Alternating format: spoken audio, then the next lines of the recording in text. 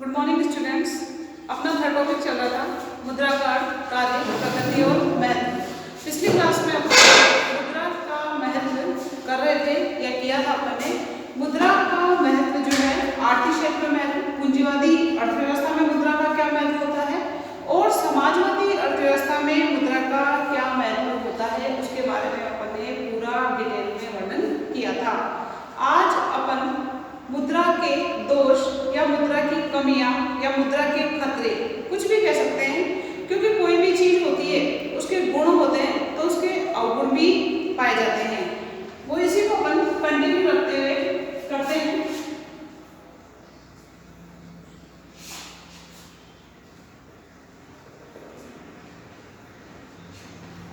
मुद्रा के खतरे या दोष।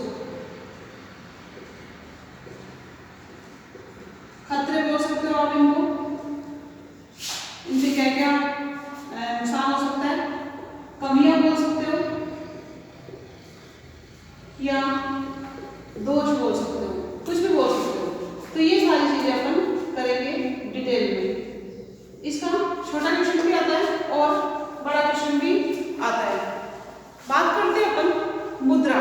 जब से मुद्रा का आविष्कार हुआ है, अर्थव्यवस्था में जो है कई प्रकार की समस्याएं या कई प्रकार के अपराधों का भी उदय हुआ है। बात करते हैं अपन तस्करी की, कालाबाजारी की, संग्रह जिसको मुनाफाखोरी कहते हैं, और करों की चोरी। ये सारे जो है मुद्रा के दोष या समस्याएं पाई गई है। इसने ये सिद्ध कर दिया कि देश के अंदर दो प्रकार की अर्थव्यवस्थाएं एक साथ चल रही है। यानी एक देश के अंदर दो प्रकार की अर्थव्यवस्थाएं हैं। दो प्रकार की अर्थव्यवस्था, एक तो कहलाती है सफेद या कानूनी अर्थव्यवस्था, जिसको अपन कहते हैं जो कानून के अकॉर्डिंग चलती है, यानी जो भी हिसाब किताब होता है वो सारा कानून को पता होता है। किसी भी व्यक्ति का हिसाब किताब जो है कानून को पता होता है। और दूसरी होती है काली अर्थव्यवस्था, जिसका समस्त लेन देन गैर कानूनी होता है। गैर कानूनी का मतलब सरकार को कुछ भी पता नहीं होता है कि व्यक्ति की वास्तव में आय कितनी है, उसका व्यय कितना है, वो कितना टैक्स दे रहा है, और टैक्स दे रहा है तो पूरा दे रहा है या नहीं दे रहा है।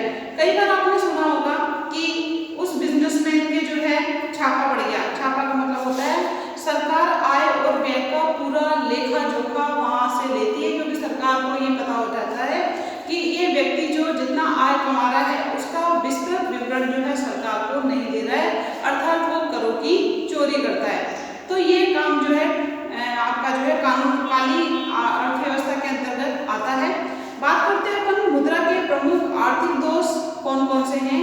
इसमें मुद्रा का जो सबसे प्रमुख दोष माना जाता है वो होता है मुद्रा का मूल्य कैसा होता है, अस्थिर होता है। मुद्रा का मूल्य अस्थिर होता है। अस्थिर का मतलब क्या होता है? मुद्रा तो भी आपकी मनी वाली बात हो गई। अस्थिर का मतलब होता है ये आपका जो है ये तो स्थिरता कहलाती है, लेकिन जैसे अप डाउन होना, ये अस्थिरता कहलाती है। जो ऊपर की ओर जा रहा है ये तो आपका तेजी की स्थिति कहलाती है। तेजी का मतलब होता है महंगाई, जिसको अपन बोलते हैं। और ये नीचे जा रहा है ये होती है आपकी मंदी की स्थिति। मंदी का मतलब होता है कीमतें लगातार नीचे की ओर जा रही है। तो मुद्रा का मूल्य कैसा है? अस्थिर है। अस्थिर होता है कैसे? मुद्रास्फीति के दौरान जब कीमतें लगातार बढ़ती चली जाती है तो उसको अपन क्या कहते हैं? मुद्रास्फीति कहते हैं। कोई भी वस्तु है, जैसे हम पेट्रोल की बात करते हैं, पेट्रोल की बात करते हैं, इसकी कीमतें लगातार बढ़ती चली जा रही है। पहले 1 लीटर पेट्रोल जो है कितने रुपए का आता था? 50 रुपए का आता था। अब उसके बाद फिर 1 लीटर पेट्रोल 52 का, फिर वही 1 लीटर पेट्रोल 55 का, ऐसे करके 1 लीटर पेट्रोल 60 का, वही 1 लीटर पेट्रोल 70 का, फिर 1 लीटर 80 का, 82 का। ये लगातार जब अपन इसको देखते हैं तो पेट्रोल की कीमतों में लगातार क्या हो रही है? वृद्धि हो रही है। और जब पेट्रोल और डीजल की कीमतों में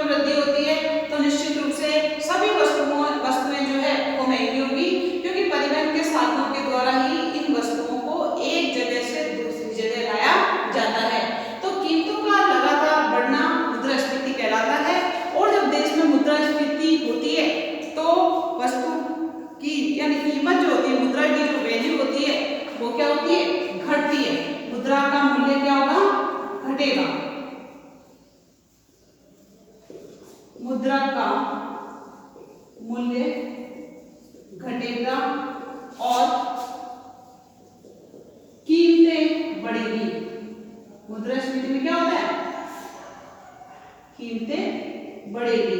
जैसे अपन बात करते हैं, मैंने आपको पेट्रोल का उदाहरण दिया था कि 1 लीटर पेट्रोल जो 50 रुपए में आता था वही 1 लीटर, पहले भी 1 लीटर आ रहा था, अभी भी 1 लीटर आ रहा है, लेकिन अब उसकी कीमत क्या हो गई, 82 रुपए हो गई।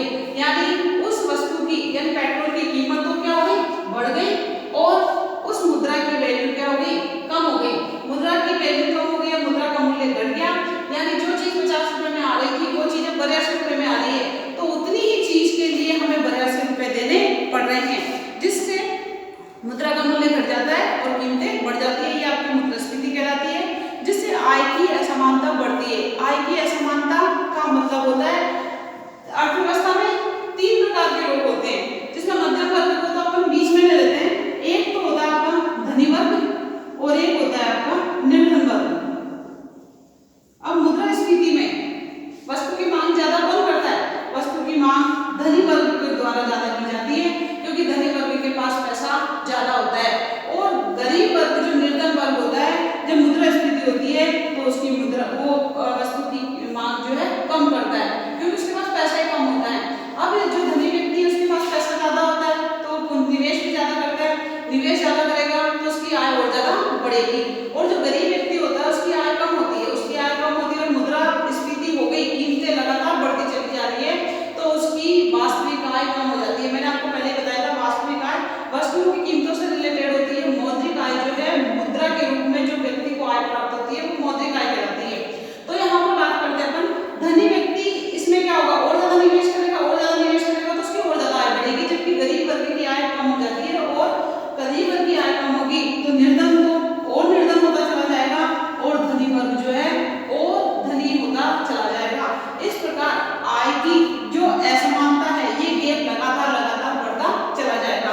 जैसे देखो, ये धनी और ज्यादा धनी हो जाएगा, गरीब और ज्यादा गरीब हो जाएगा, ये आपकी असमानता कहलाएगी। तो मुद्रास्फीति में आय की असमानता बढ़ती है, धनी व्यक्ति अधिक धनी हो जाते हैं और गरीब व्यक्ति और ज्यादा गरीब हो जाते हैं।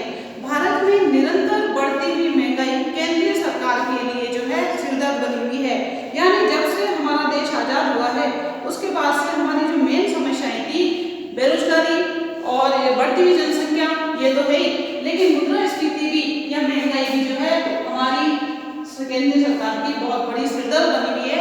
यानी कितनी भी योजनाएं लागू कर दे, कितने भी सारे लोग कार्य कर दे, इसके बावजूद भी ये हमारी समस्या लगातार बनी है। 1960 को अपन आधार वर्ष लेते हैं। आधार वर्ष क्या होता है, आधार वर्ष वह वर्ष माना जाता है जिसमें कीमतों में ज्यादा उतार चढ़ाव नहीं होते हैं, कीमतों में ज्यादा उतार चढ़ाव नहीं होते हैं, वो आधार वर्ष कहलाता है। तो 1960 को अपन ने आधार वर्ष लिया था, जिसमें 1960 को अपन ने आधार वर्ष लिया और 100 रुपए में 1960 के अंतर्गत 100 रुपए में जो वस्तुएं आती थी वही मार्च 2012 में जो है 19 वस्तुओं के लिए हमें 2012 में मार्च 2012 में उन्हीं वस्तुओं के लिए कितने रुपए देने पड़े थे, 4588 रुपए देने पड़े। यानी जितनी वस्तुएं 1960 में 100 रुपए में आ रही थी, उतनी ही वस्तुओं के लिए अब 100 रुपए की जगह 4588 रुपए देने पड़ रहे हैं। यानी कि महंगाई कितने गुना बढ़ गई, महंगाई बढ़ गई आपकी 46 गुना, 46 गुना महंगाई बढ़ गई। कई बार आपने सुना होगा आपके मम्मी पापा वगैरह या आपके दादाजी नानाजी वगैरह के से कि पहले घी जो है 100 रुपए किलो या 200 रुपए किलो आता था। किलो की बात करते हैं अपन या अपन लीटर की बात करते हैं, कुछ भी बात कर लो। 1 किलो या 1 लीटर 100 या 200 रुपए किलो आता था। अब वही 1 किलो या 1 लीटर जो घी है की रेट क्या हो गई, 700 से 800 रुपए हो गई। कहने का मतलब घी की अपन बात करते हैं तो महंगाई की दर यानी महंगाई कितने गुना हो गई, 8 गुना हो गई। अगर अपन इसको लेते हैं 100 से तो आपका 8 गुना हो जाएगा। यानी पहले भी उतना ही आ रहा था, अभी भी उतना ही आ रहा है, लेकिन कीमतों में क्या हो गई, वृद्धि हो गई। कीमतों में वृद्धि हुई है और मुद्रा का मूल्य क्या हुआ है, मुद्रा का मूल्य कम हुआ है।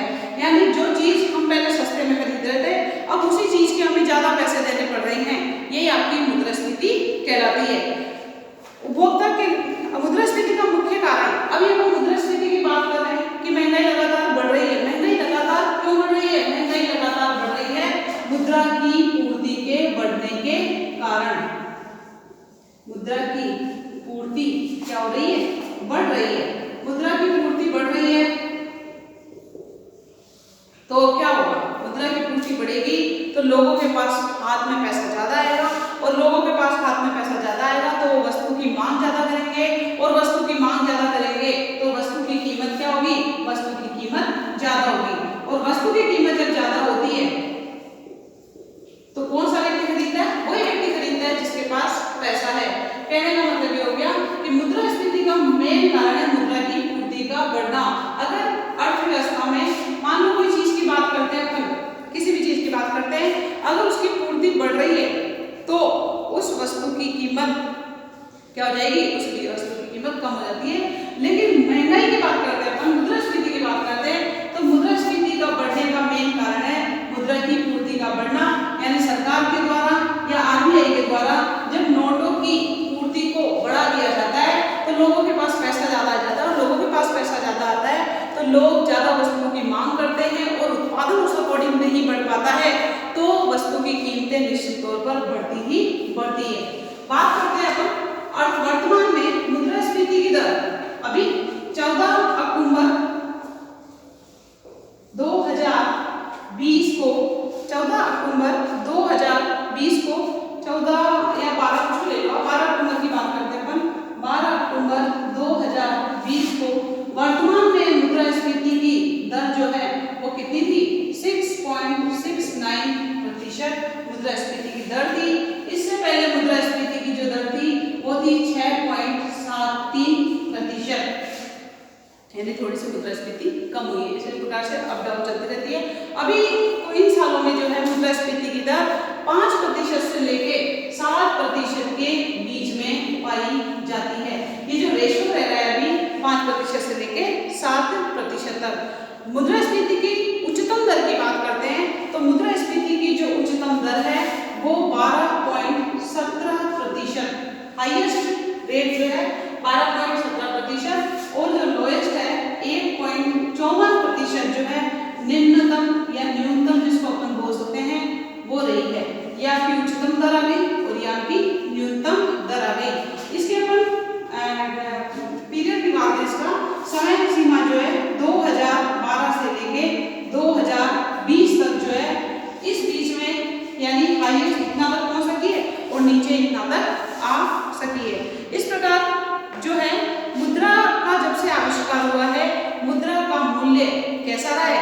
अस्थिर रहा है, कभी घट रहा है कभी बढ़ रहा है। कभी तेजी की स्थिति आ रही है तो मुद्रा का मूल्य घट रहा है, और जब मंदी की स्थिति आती है तो मुद्रा का मूल्य बढ़ जाता है।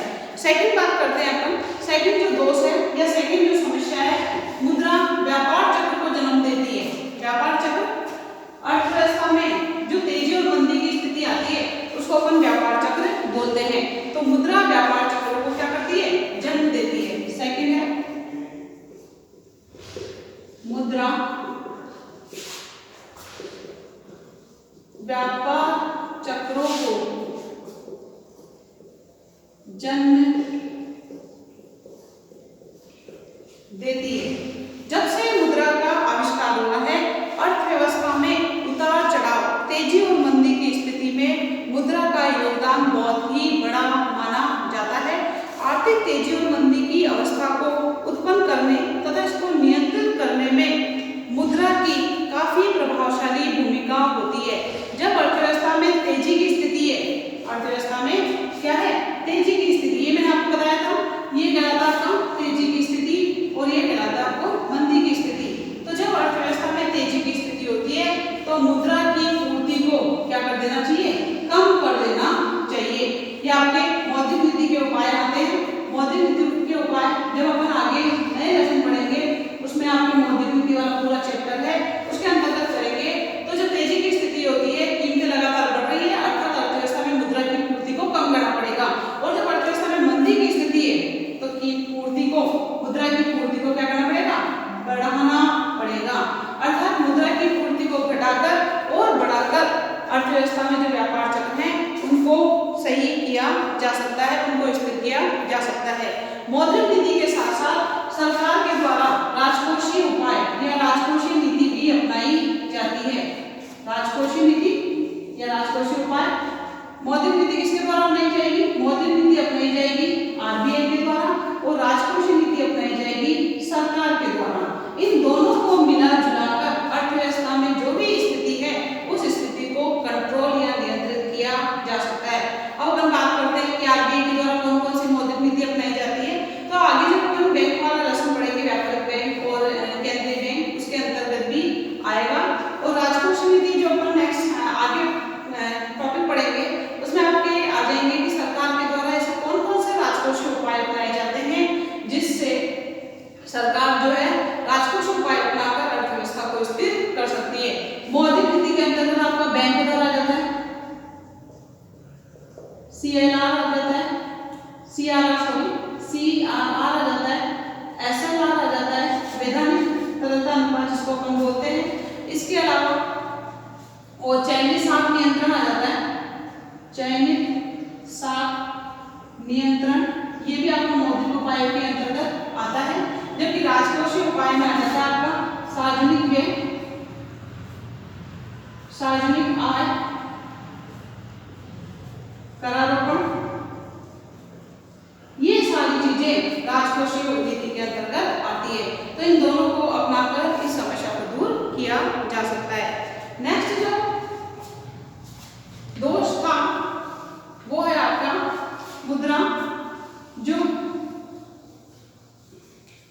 है उसकी थर्ड कमी ये मानी जाती है कि मुद्रा व पूंजी का केंद्रीकरण। जब से मुद्रा का आविष्कार हुआ है, जब से मुद्रा का आविष्कार हुआ है, मुद्रा का क्या हो गया?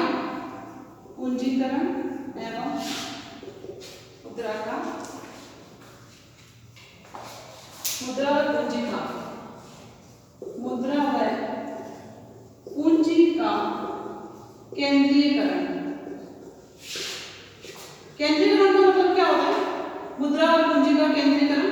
केंद्रीयकरण का मतलब होता है कि मुद्रा कुछ ही हाथों में केंद्रित होकर रह जाती है या इकट्ठी होकर रह जाती है, जिससे धनी वर्ग और मध्यम वर्ग दोनों वर्ग उत्पन्न हो जाते हैं। तो मुद्रा पूंजी के केंद्रीकरण को बढ़ाती है, यानी धनी व्यक्ति और ज्यादा धन कमाने के लिए और ज्यादा निवेश करता है। इससे मुद्रा कुछ व्यक्तियों के हाथों में ही केंद्रित हो जाती है। यानी रिजर्व बैंक के द्वारा या सरकार के द्वारा जितने भी नोटों की पूर्ति बढ़ाई जा रही है वो सारी की सारी का 90% मुद्रा का 90% जो है 10% लोगों के हाथों में रह जाती है और 10% मुद्रा जो है 90% लोगों के हाथों में रहेगी। यानी 10% लोगों के हाथों में 90% मुद्रा रहेगी और 90% लोगों के हाथों में 10% मुद्रा रहती है। ये कहलाता है पूंजी का केंद्रीकरण, जिससे पूंजीवाद का उदय होता है, जिसमें वित्त के स्रोतों पर पूंजीपतियों का ही नियंत्रण होता है। जो 10% लोग हैं जो कि पूरी टोटल मुद्रा का 90% रेशो अपने हाथ में रखते हैं, वो उन्हीं के हाथों में मुद्रा घूमती रहती है। यदि देशवासी जो है दूसरे देशों में मुद्रा बेचना चालू कर देते हैं, यानी ये जो 10% लोग जो कि अमीर हैं वो क्या कर रहे हैं? निवेश करते हैं या उनको ज्यादा लाभ कहाँ पर लग रहा है? विदेशों में लग रहा है। अगर वो विदेशों में लग रहा है तो अपने देश की मुद्रा को वो विदेशों में भी निवेश करने लग जाते हैं, जिससे हमारे देश की मुद्रा विदेशों में चली जाती है, जिससे और ज्यादा कठिनाई बढ़ जाती है। क्योंकि हमारे देश की मुद्रा हमारे देश की चीज अगर हमारे देश के अंदर रहती है, उसकी जगह हमारे देश की जो मेन चीज है जो कि मुद्रा आधुनिक विज्ञान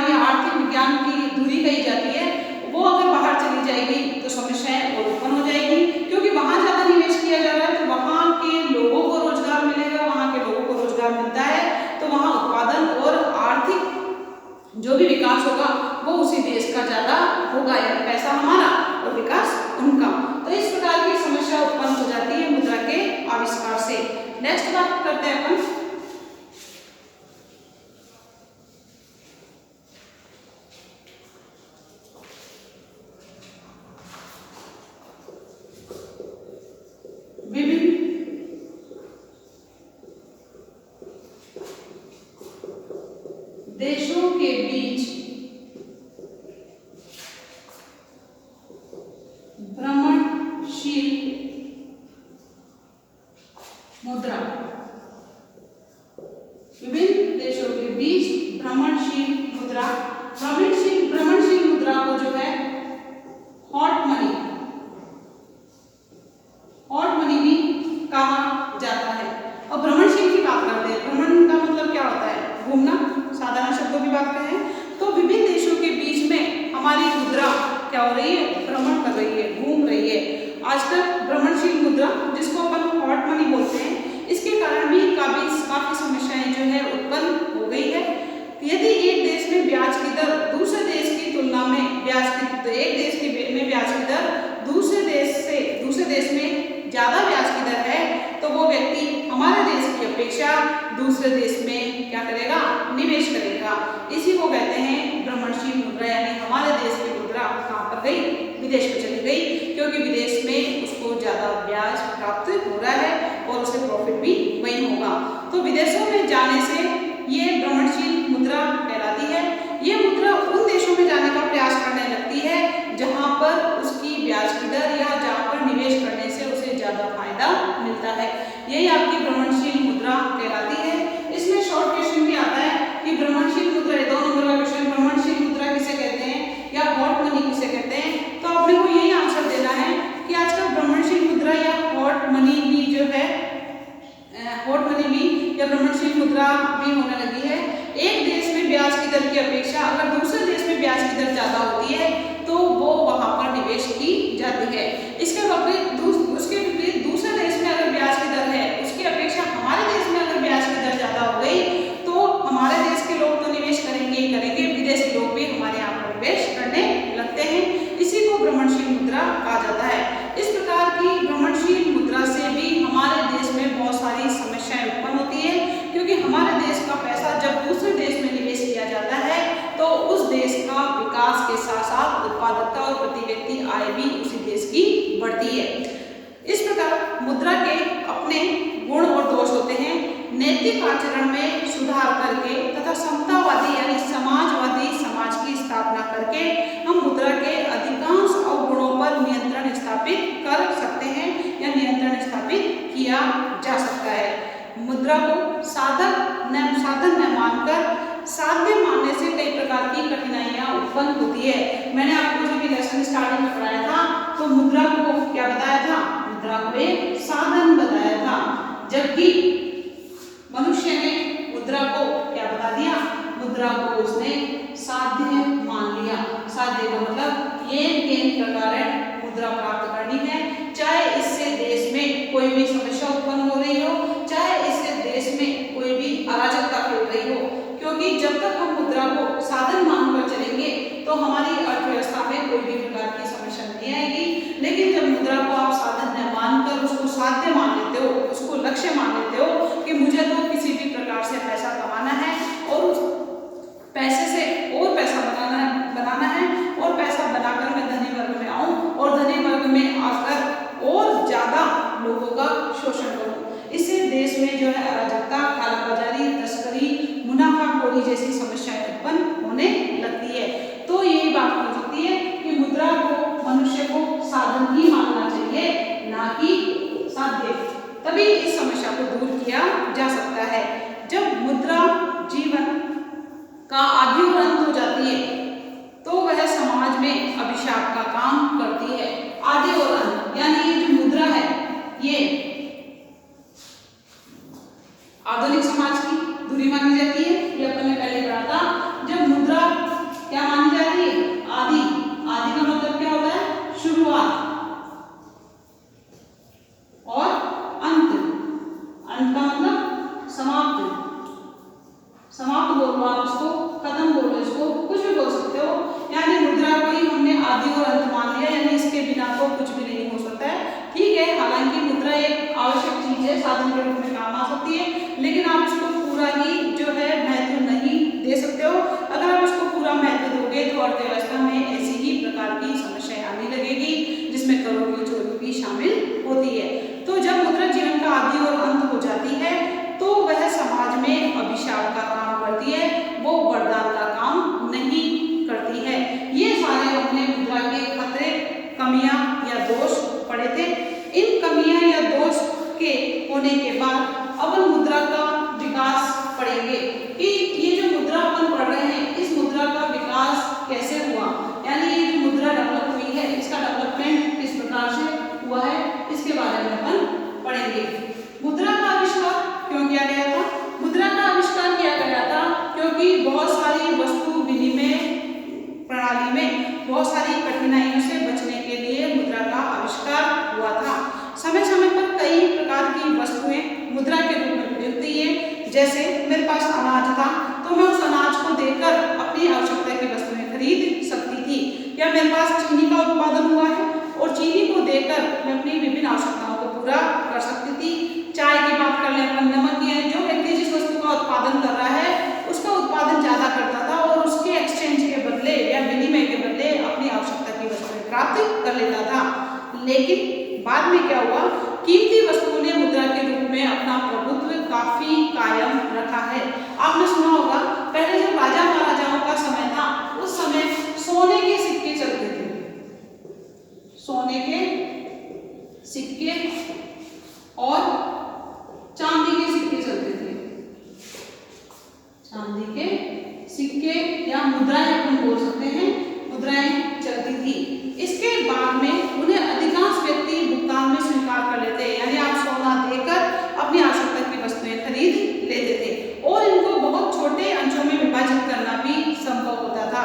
यानी अगर आपको कोई छोटी आइटम चाहिए तो सोने के सिक्के भी जो है अलग अलग रूप में थे, जैसे 1 आना, 2 आना, ऐसे बोलते थे, 3 आना। तो ये मुद्रा की छोटी छोटी इकाइयां थी। अगर आपको छोटी वस्तु लेनी है तो आप 1 आना दे दो, अगर और थोड़ी सी बड़ी लेनी है तो 2 आना दे दो, और ज्यादा बड़ी लेनी है तो 3 आना दे दो। इस प्रकार की ये मुद्राएं छोटे छोटे अंशों में भी विभाजित थी। अगर अपन मुद्रा के आविष्कार की बात करते हैं तो सबसे पहले वस्तु विनिमय प्रणाली में फर्स्ट जो मुद्राएं थी वो आई थी आपकी धातु मुद्रा।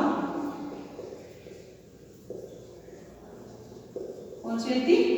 धातु मुद्रा। धातु मुद्रा नाम से स्पष्ट है, जो धातु के रूप में होती थी उसे धातु मुद्रा कहा जाता था। स्टार्टिंग में प्रारंभ में धातु मुद्रा का ही प्रचलन हुआ। इस पे सिक्कों पर अंकित मूल्य उनके धातु मूल्यों के बराबर होता था, लेकिन बाद में सिक्कों का अंकित मूल्य उनके धातु मूल्य से अधिक कर दिया गया। देखो क्या होता था, जैसे धातु मुद्रा अभी भी चल रही है। अभी आप 5 रुपए का सिक्का देखते हो, 10 रुपए का सिक्का देख रहे हो, अभी भी और पहले। तो पहले क्या होता था, जितनी मुद्रा का अंकित मूल्य है उतनी की ही बराबर की धातु होती थी। 5 रुपए का अगर सिक्का है तो वो जो 5 रुपए का सिक्का बना हुआ है उतनी ही धातु का बना हुआ है। अगर उस धातु को गलाकर टकसाल में दिया जाए तो उसकी वैल्यू कितने रुपए के बराबर मिलेगी? 5 रुपए के बराबर मिलती थी। इसी प्रकार अपन 10 रुपए के सिक्के की बात करते हैं। 10 रुपए का सिक्का अंकित है उस धातु पर, तो उस धातु की जो वजन होता था, उसका जो वेट होता था वो 10 रुपए के बराबर ही होता था। यदि उस धातु को गला दिया जाता था तो उसका मूल्य कितने रुपए के बराबर आता था? 10 रुपए के बराबर आता था। लेकिन बाद में इतनी धातु कहाँ से लाई जाए, ये समस्या उत्पन्न होने लगी थी। तो बाद में धातु की मात्रा कम कर दी गई उस अंकित मूल्य से। जैसे मान लो अब 5 रुपए का सिक्का है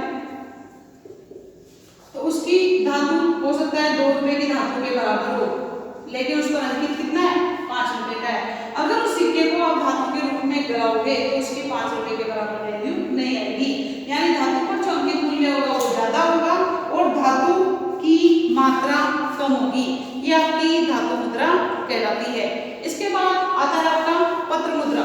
पत्र मुद्रा जो कि कागजी नोट जो होते हैं, जो कि अभी अपन काम में लेते हैं, उसको पत्र मुद्रा ही कहा जाता है। तो सबसे पहले धातु मुद्रा आई थी, उसके बाद पत्र मुद्रा आई है। पत्र मुद्रा यानी कागजी मुद्रा के पीछे शुरू में 100% स्वर्णकोश रखा जाता था। मान लो 1 लाख रुपए, 1 लाख रुपए के नोट बनाने किसको? आरबीआई नोट छापने का काम कौन करता है? आरबीआई करता है। तो 1 लाख रुपए के नोट आरबीआई को बनाने हैं तो सरकार को 1 लाख रुपए के बराबर ही क्या रखना पड़ेगा? स्वर्ण कोष रखना पड़ेगा, यानी सोने की वस्तुएं, सोने के आइटम वगैरह रखने पड़ेंगे। यानी पहले 100% कोष रखा जाता था, यानी जितने रुपए छपवाने हैं उतने ही रुपए का स्वर्ण कोष रखा जाता था। लेकिन बाद में क्या हुआ? बाद में पत्र मुद्रा के पीछे आंशिक कोष को रखना ही पर्याप्त माना जाने लगा। जैसे कि अपन उदाहरण लेते हैं, 10% की बात करते हैं। अगर 100 रुपए के नोट छपवाने हैं आरबीआई से तो सरकार को 10 रुपए के बराबर ही स्वर्ण कोष रखना पड़ेगा, स्वर्ण कोष रखना पड़ेगा। ये हो गया आपका आंशिक प्रतिशत। पहले 100% रखा जाता था, फिर अब आंशिक प्रतिशत रखा गया।